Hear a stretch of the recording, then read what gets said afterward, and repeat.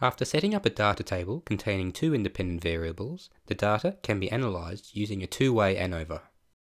In addition, if a Bonferroni multiple comparisons test is performed, then stars of significance can be automatically added to graphs.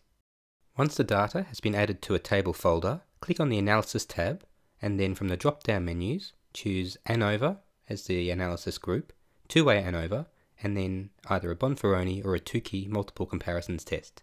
The statistical analysis results will then appear in the table to the right.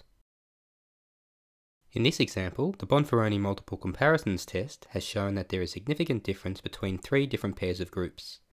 In order to add these stars to the graph, I first need to enable the stars, and I do this by accessing the statistical analysis formatting panel and selecting Show Stars, and in this case, showing the bar connecting the groups. Then in the Show column of the results table, toggle the display of the stars from off to on. The stars will then be added to the graph in the correct position relative to the two groups. The bar can only be moved vertically, but the stars and p-value, if it is displayed, can be moved independently of the bar. The margins around the graph can also be increased if you require more room to display the stars. And here I will increase the margin at the top of the graph.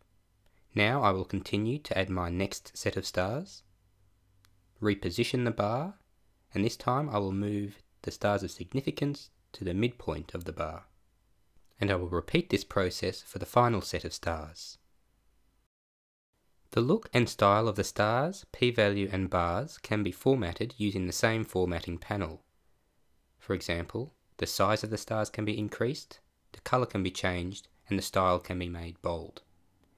The p-value font, type, style and size can also be edited, and you can also turn off the bar ends, increase or decrease the length of the bar ends, and change the thickness and colour of the bars.